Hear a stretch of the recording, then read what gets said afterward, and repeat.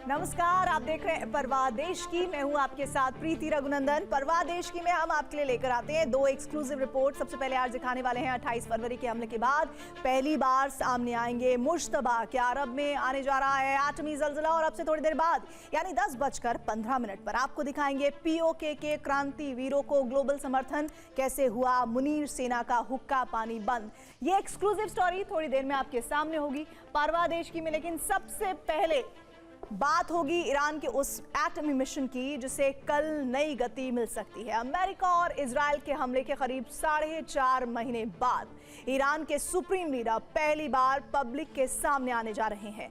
माना जा रहा है कि इस विशेष मौके पर वो अपनी नई परमाणु नीति जारी कर सकते हैं। दावा तो ये भी किया जा रहा है कि ईरान एनपीटी से बाहर निकलकर उत्तर कोरिया की तरह ही एटमी हथियार बनाने का मिशन शुरू कर सकता है। 11 जुलाई को ईरान के पवित्र धार्मिक शहर कुंभ में अली खमेनेई की शोक सभा आयोजित की जा रही है। इस सभा में अली खमेनेई को श्रद्धांजलि दी जाएगी। ईरान के सुप्रीम लीडर मुज्तबा खमेनेई इसी शोक सभा में शामिल होंगे और इसी मौके पर वो दुनिया के सामने आ सकते हैं। अली खमेनेई के शासन ने एक फतवा जारी किया था जिसमें कहा गया था कि ईरान कभी भी एटम बम नहीं बनाएगा। मुज्तबा खमेनेई इस फतवे के खिलाफ थे। एटम बम नहीं बनाने के फैसले का सबसे ज्यादा विरोध मुज्तबा खमेनेई ने किया था, लेकिन उनकी बात मानी नहीं गई। ईरान के सुप्रीम लीडर मुज्तबा खमेनेई दो चीजों से कोई समझौता नहीं करना चाहते। पहला है ईरान का एटमी मिशन और दूसरा है हॉर्मुज स्ट्रेट पर नियंत्रण। ईरान का कुंभ शहर शिया मुसलमानों का सबसे बड़ा धार्मिक केंद्र है, इसलिए वहीं पर अली खमेनेई की शोक सभा होने जा रही है। मुज्तबा जब से ईरान के सुप्रीम लीडर बने हैं तभी से इजराइल और अमेरिका के टारगेट पर हैं। चूंकि इस सभा में मुज्तबा भी शामिल होंगे, इसीलिए उनकी सुरक्षा के कड़े इंतजाम किए गए हैं। किसी भी हमले को रोकने के लिए एयर डिफेंस सिस्टम की तैनाती की गई। लड़ाकू विमानों को मार गिराने के लिए एंटी एयरक्राफ्ट गन भी तैनात किए गए हैं। ड्रोन से लगातार निगरानी की जा रही है। IRGC ने जबरदस्त नाकाबंदी कर रखी है।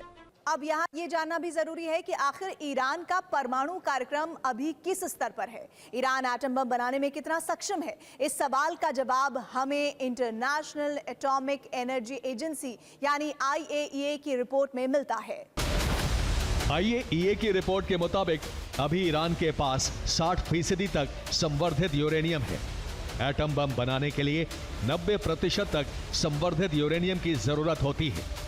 ईरान के पास इतनी क्षमता है कि वो 7 दिनों में ही यूरेनियम का संवर्धन 90% तक कर सकता है। अगर ईरान अभी मौजूद संवर्धित यूरेनियम को 90% तक रिफाइन कर ले तो वो 11 एटम बम बना सकता है। यूरेनियम संवर्धन में सबसे ज्यादा समय 60% तक करने में लगता है और इसके बाद यूरेनियम का संवर्धन बहुत आसान हो जाता है। 60% के बाद 90% तक यूरेनियम संवर्धन बहुत तेजी से होता है। यही वजह है कि IAEA का मानना है कि ईरान 1 हफ्ते में ही इस संवर्धन के इस लेवल को प्राप्त कर सकता है। ईरान ने अपने अंडरग्राउंड ठिकाने खोल लिए हैं। परमाणु केंद्रों में काम भी शुरू हो चुका है। ईरान अपने मिसाइल लॉन्चर्स छिपा रहा है। मिसाइलों को सुरंग में पहुंचाया जा रहा है। लंबी जंग के लिए ईरान ने सेना में 10 लाख लोगों को जोड़ लिया है। नागरिकों को भी हथियार चलाने की ट्रेनिंग दी गई है।